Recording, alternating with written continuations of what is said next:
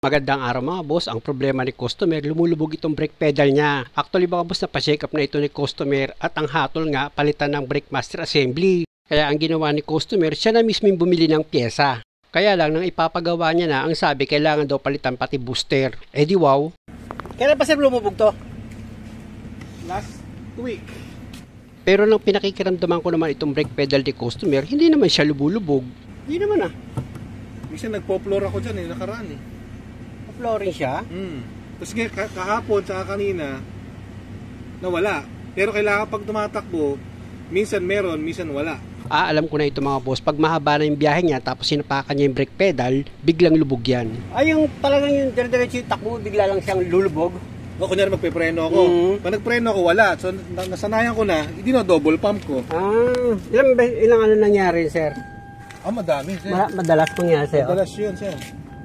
Tulad kahapon, namalengke ako kahapon, lumubog. Buti ako nagdadrive. Kasi kung miss ko, di niya lang gagawin. Pero nakalali ako sa handbrake. Pag ganyang problema mga boss, sigurado marumi lang itong brake master assembly ni customer. Kailangan lang yan linisin. Ganito kasi yung mga boss, yung fluid katagalan, pag nagpuputik yan, dumudulas na siya. Kaya ang nangyayari, yung repair kit nito or yung piston seal niya, dumudulas na. Lulubog talaga yung brake pedal. Nagaya nga ng naging experience ni customer. Pero para palitan yung brake master assembly mga boss, hindi, walang problema dyan. Ang kailangan lang dito sa brake master assembly, yung repair kit pati itong kabuuan ng brake master assembly, linisin. Kaya nga yung binili ni customer na brake master assembly, hindi ko na ikinabit dahil alam ko sablay yun. Kailan lang kasi may ginawa ko niyan, bago na daw yung brake master assembly niya, pero lumulubog pa rin yung brake pedal. Kaya ang ginawa ko, ibinalik ko yung luma niya. Ayun, naging okay. Kaya sinabihan ko nga ngayon si customer na papalitan niya na lang yan ng ibang pyesa. Dahil nga sa diagnose ko pa lang at ayon na rin sa kwento ni customer, alam ko na walang sira itong brake master assembly niya. Sa pagtanggal nitong brake master assembly, madali lang naman yan mga boss. Nakita nyo naman, meron lang naman akong tinanggal na dalawang nut na number 12 dito sa brake master assembly niya para may disconnect mo nga yan dito sa hydrovac. Tapos yung socket wire na hinugot ko dito sa brake fluid reservoir niya, dito yung sa sensor ng brake master assembly. Tapos gumamit ako ng plier dyan mga boss kung makikita nyo para mailis ko itong clamp sa vacuum hose ng hydrovac or booster. Pag natanggal nyo na sa pagkakaipit ng clamp itong vacuum hose, pwede nyo na yan hugutin dito sa booster para yung hangin sumingaw. Narinig nyo mga boss, diba? Sumingaw na yung hangin niya dito sa loob ng booster. So pwede mo na ngayon tanggalin itong dalawang fitting niya or fluid line dito sa master cylinder. Ayun na mga boss, nakita nyo naman na i-disconnect ko na itong dalawang fitting dito sa master cylinder. Kaya pwede nyo na ngayon hugutin itong brake master assembly. Ayan na mga boss, na i-disconnect ko na itong brake master assembly dito nga sa hydrovac niya. Diretso ko na yan sa lababo. Pinapili ko nga si customer kung ano ba gusto niya. Ikabit ko yung bago or linisan ko na lang itong original niya. Sabi niya, linis na lang. Tigas At ito nga mga boss, chinik ko itong piston niya o repair kit. Nako, ang tigas pa ng spring yan. In short, wala talaga siyang sira or problema. Gamit ako ng manipis na plastic mga boss, tanggalin ko itong rubber cap niya dito sa bukana ng master cylinder. Ayan mga boss, tinanggal ko na. Ayan.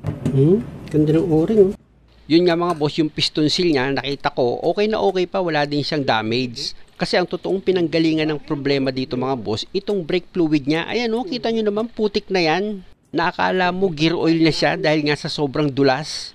Kaya nga lagi kong sinasabi sa video ko mga boss, pag gumagawa ako ng mga brake master o kaya ng mga preno, yung brake fluid mga boss, pag marumi na, palitan nyo. Kasi ang number 1 maapektuhan yan mga boss, itong repair kit ng brake master assembly nyo. Ayan ang unang-unang maapektuhan. Lulubog yung brake pedal nyo. Susunod na dyan yung ABS nyo. Tapos madadamay na dyan pati yung CBN. Joke. O diba? Gagasos kayo ng malaki. Tingnan nyo itong secondary piston niya. Medyo nahirapan ako sa pagtanggal. Dahil nga sa dumi. Nag-stack up na yan.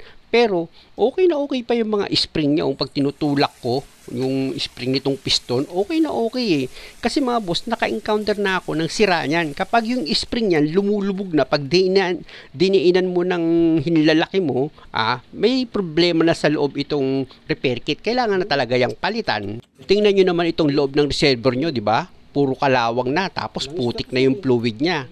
At sobra na sa dulas yan. Kaya nangyayari nga, yung piston seal mo, hindi niya na itutulak ng maayos yung brake fluid. Kasi nga, dumudulas na lang siya. Pati nga itong strainer mga boss, hindi ko na matanggal dahil nga sa andulas-dulas na. Kaya gumamit lang kayo ng flat screw na manipis dyan mga boss para masikwat nyo itong strainer niya. Matatanggal yan. O ayan mga boss, natanggal na. Tingnan nyo, grabe din yung dumi, di ba? Kaya nga sinasabi ko sa inyo, ang totoong problema nito, yung maduming brake fluid. Pero itong brake master assembly or pati yung repair kit niya, walang problema dun. Pati itong booster na sinasabi nung gagawa na sira na rin daw yan, hindi, walang problema dyan. Alam nyo mga boss, itong halaga lang ng brake master assembly na binili ni customer, nako, ang mahal na yan. Kung bibili pa siya ng booster or hydrovac, di, mas lalo nang mahal. Nako po.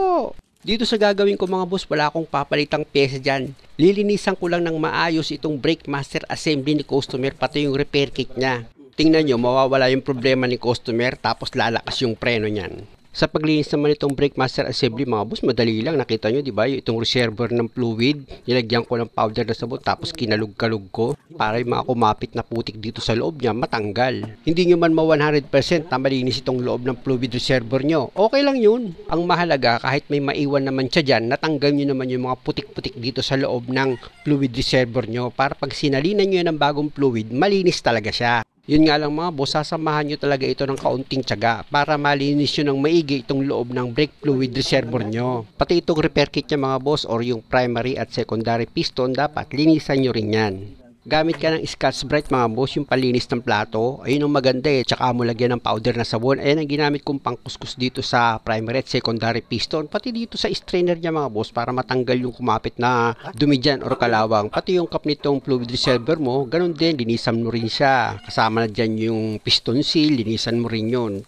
In short, yung kabuuan ng brake master assembly mo, linisan mo ng maayos yan. At after mo makuskus ng sabon lahat ng pyesa dito sa brake master assembly mo, syempre naman banlawan mo yan maigi. O tignan nyo mga boss, malinis na itong loob ng fluid reservoir ni customer. Matagal kong nilinis yan mga boss, kaya lang edited na itong video, pinas forward ko na para hindi kayo mainip. Kasi kailangan mga boss sa pagbanlaw na gagawin nyo, yung dulas ng sabon matanggal. Para hindi makontaminate yung fluid na ilalagay nyo. At pag okay na yung pagkakabanlaw nyo dito sa buong parts ng master cylinder, babanlawan nyo sa ulit, pero ang gagamitin nyo ng pambanlaw, brake fluid. Kahit pa sabihin mong napatuyo mo na yan or nahanginan mo na yan, mas maganda, banlawan mo pa rin ng brake fluid. Para kung sakaling may natirang tubig dito sa loob ng brake master assembly mo o dito sa loob ng reservoir niya, mawas out pa rin. Lahat ng pyesa ng brake master assembly mga boss, babanlawan nyo ng brake fluid yan. Para nga sigurado kayo na walang mahalong tubig dito sa brake fluid nyo pag nagsalin sa reservoir. Sa bibilhin nyo naman na 1 liter na brake fluid, marami pa namang matitira dyan, hindi mo naman mauubos lahat yan. Dito sa gagawin nyo mga boss, ang gastos nyo lang dyan, 1 liter na brake fluid. Gaya nito mga boss, binalawan ko ulit ng brake fluid itong loob ng brake master assembly ni customer para nga sigurado ako na wala nang tubig na mahalo dyan. Pag okay na, pwede mo na ngayon ilagay itong secondary piston. Sa paglagay nitong secondary piston mga boss, dahan-dahan lang. Pwede kasing madamage yung piston seal niyan dito sa loob ng cylinder. Take note lang, pag nilagay nyo itong piston dito sa loob ng cylinder, dapat basayan ng brake fluid. At pag naipasok nyo na yung secondary piston, pwede mo na ngayon ilagay itong piston seal niya. May baligtaran yan mga boss, kaya dapat kung paano yung itsura niya nang tinanggal nyo, dapat ganun nyo rin siya ibabalik. Kasi pag nagkamali kayo ng paglagay nitong piston seal, tatagas yung fluid at kailangan din maayos yung pagkakalapat nitong piston seal para pag nilagay nyo itong primary piston, hindi naman madamage yung piston seal. Ayan mga boss, nailagay ko na yung dalawang piston dito sa loob ng cylinder. At kung makikita nyo, tinesting ko pang ipump itong primary piston niya para malaman ko kung merong sumasabit. Pero smooth na smooth siya mga boss, kaya ang gagawin ko dyan, lagyan ko na ito ng brake fluid. Mahalaga kasi mga boss, pag kinonect nyo na itong brake master assembly nyo dito sa hydrovac niya, dapat na-bleed nyo na rin yan. Ibig kong sabihin, dapat yung fluid nandito na sa bukana ng master cylinder nyo. Ayan yung isa mga boss, di ba? Yung fluid niya nandyan na. Pero dito sa pangalawang butas niya, wala pang fluid dito sa bukana. Kaya ang gagawin nyo lang naman dyan, ipump nyo itong primary piston para yung hangin dito sa loob ng master cylinder matanggal. At yung fluid, lalabas na yan dito sa bukana ng paglalagyan nyo ng fitting. Pag wala naman ng hangin dito sa loob ng master cylinder, itong primary piston mga boss, matigas na yan pag itinulak mo. Ibig sabihin, function na yung preno mo. Na yung fluid nga dito sa loob ng fluid reservoir mo, may tutulak niya na yan ng maayos. At dahil sa okay na ito mga boss, i-connect ko na yan dito sa hydrovac niya. Siya nga pala mga boss, pag inilagay nyo itong brake master assembly nyo, dito sa hydrovac meron siyang nakaabang na pusurad. Isushoot nyo yun dito sa butas ng primary piston nyo para lumapat itong master cylinder dito sa hydrovac. Tapos pwede mo na ngayon ilagay itong dalawang fitting niya dito sa master cylinder. Basta't siguraduhin mo lang na maayos yung pagkakalagay mo ng nut ng fluid line para hindi ka makalustred. At pag okay na, pwede mo na ngayon ilagay yung dalawang nut na number 12 dito sa brake master assembly mo para hindi na siya bumitaw dito sa hydrovac. At pag naipakapit mo na yan sa thread niya, gamit ka ngayon ng open wrench na number 12. Higpitan mo na itong dalawang fitting dito sa master cylinder mo. At pag okay na yung pagkakahigpit ng dalawang fitting, gamit ka na ngayon ng socket wrench na number 12 para maifinal mo na yung higpit ng dalawang nut dito sa brake master assembly. After nyo mahigpitan yan, gamit niya itong impact nyo. I-check nyo pa rin yan mga boss. Importante kasi na itong hydrovac at brake master assembly, wala siyang singaw. At pag okay na, pwede mo na ngayon ilagay itong socket wire sensor ng brake master assembly mo. Tutusok nyo lang naman yan mga boss. Pag tumunog yan, ibig sabihin nag-lock na. Tapos, isunod mo na rin sa ilalagay itong vacuum hose ng hydrovac. Pag okay na, gamit ka ng plier para mailagay mo na itong clamp niya. At dahil sa okay na ako dito mga boss, wala na akong nakalimutan, pwede na ngayon akong magsalin ng brake fluid. At pag na-level ko na itong fluid sa reservoir niya, ilagay ko na itong cap niya. Tapos pa-start ko itong makina. Tapos punta muna ako ay customer para ipapump ko yung brake pedal niya. Bomba. Tapa ka mo sir. Sige, bomba lang. Sige, okay lang. Okay. Bibili tayo ha. Sir, pit manibela. Pit manibela. Taron. Kaya ko ibibleed ito mga boss para yung fluid dito sa linya niya na marumi, mapalitan. Pangalawa, yung hangin dito sa buong brake system niya, matanggal. Ito nga pala yung bleeder niyan, meron niyang rubber cap, tanggalin mo lang. Tapos gamit ka ngayon ng box wrench sa number 8. Bomba! Perme! Bomba! Perme ha? Yun! Oo. Di bomba! Perme, di mo lang. Oo. Kailangan talaga sa lubog. After ko mableed itong brake caliper niya, syempre yung rubber cap niyan, huwag niyong kalimutang ilagay. Tapos lipat naman ako dito sa kabilang side. Ipaliko niyo yung manibela pakaliwa para pag nag-bleed kayo, hindi kayo mahirapan, nakabuka itong gulong. O di ba ganyan lang naman, dudukutin mo na lang ng kamay mo yan para matanggal mo itong rubber cap ng bleeder. Tapos pwede mo na ngayon ilagay itong box wrench mo na number 8. Bomba! Helmet, din mo lang. Bomba! Perme! Din! Bomba! Perme! Din! Siya nga pala mga boss, after nyo mag-bleed, siguraduhin yung maayos yung pagkakahigpit nyo ng bleeder para hindi siya magkaroon ng singaw. Tsaka nyo ngayon ilagay yung rubber cap niya at ipadiretso mo na yung manibela. At sa pagbi-bleed naman, ipapump yung brake pedal. After ng ilang segundo, ipapapirme. Nakadiin sa brake pedal, tapos ikaw naman luluwagan mo itong bleeder. Pag lumabas na yung fluid, tsaka mo ngayon isara agad. Importante yun mga boss para hindi siya pasukan ng hangin. Dito sa likurang preno mga boss, ang ginamit kong panluwag ng bleeder dyan, box wrench sa number 10. Bomba! Perme! Bomba! Perme! Bomba! Perme! Kung makikita nyo mga boss, pag niluwagan ko itong bleeder niya, yung pressure nung paglabas ng brake fluid malakas na siya. Ibig sabihin yan mga boss, wala talagang problema ito sa brake master cylinder niya. Kasi nga, naitutulak na ng malakas nitong piston yung brake fluid palabas nga dito sa mga bleeder. Bomba! Hindi naman ako ganun kadunong. Hindi ba ang trabaho ng brake master assembly, pag tinapakan mo yung brake pedal, itutulak niya yung fluid papunta sa fluid line para maitulak niya yung piston dito sa brake caliper or dito sa wheel cylinder sa likuran. Doon na ngayon gagana yung preno mo. At kaya naman malambot itong brake pedal mo dahil nga sa tulong ng hydrovac. Kaya nga pag nakaswitch off yung makina nyo mga boss tapos inapakan nyo yung brake pedal, matigas yan pag diniin nyo. At dahil sa kaunting kaalaman ko sa brake system, nakakapag-diagnose ako kahit papano ng tama. Hindi porket lumubog na yung brake pedal, palit na agad ng brake master assembly, tapos yung hydrovac palitan na rin, hindi ganun ang paghatol. Gaya nga nang nangyari dito kay customer, dapat mag-diagnose ka muna tapos imbestigahan mo si customer. Para hindi siya napagastos ng malaki, at least nakatulong ka pa. Paano ka sa pito? Bitaw, sir. At dahil sa okay na yung pagkakableed ko, i-check ko na itong brake pedal. Kung makikita nyo, di ba? Okay na yan. At ang magpapatunay dyan mga boss na okay na nga ito, si customer. Kasi pag ako bias, siya nga pala mga boss, after nyo mag-bleed dito sa 4 na gulong, huwag nyo kalimutang magdagdag ng brake fluid sa reservoir niya. Mag-road test na kami ni customer para siya na nga yung humatol. Friend mo nga, sir? Kung makakagat mo. Sinawa na kami. Lakas ba? Malakas na. Sayang yung brake master. Hindi ko kakabit yun.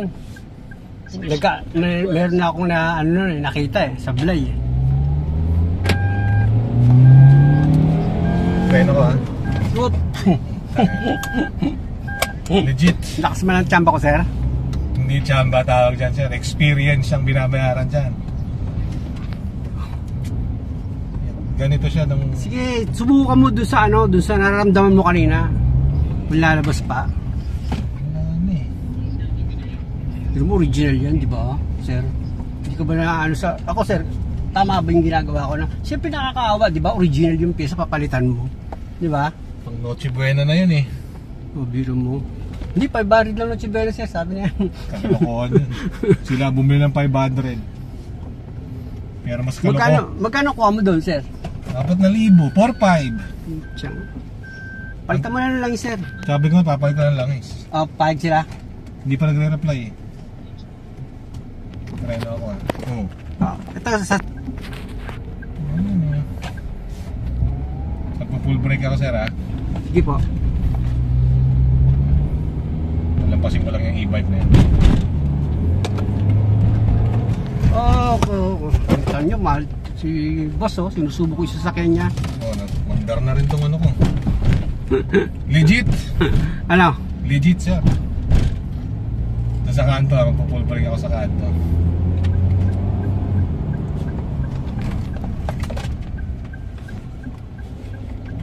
Confirm.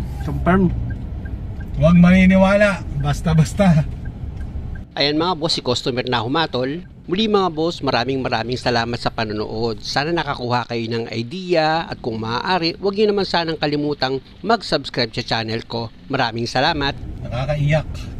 Yun nga ay dahil sa nakabili na siya ng brake master assembly at nang ipagagawa niya na dinagdagan pa, yung booster daw kailangan palitan na rin. Nung una gusto mo papalitan buo. Hindi, kung hindi mo lang siya kasi sinabi na papalitan yung booster, hindi kita maasikaso talaga. Kaya lang, sabi ko, itong customer, papalitan ng booster, tapos bago pa yung sasakyan. Ba't papalitan, di ba? Ayun ang mabigat. Tignan mo, sa lakas ng payo, nawala na yung susi. Tumalsik. Ilang beses ba namang pinilit ni customer itong sasakyan, sabay biglang preno para masubok niya lang itong gawa ko. Anyway, okay na ito. Salamat sa Diyos.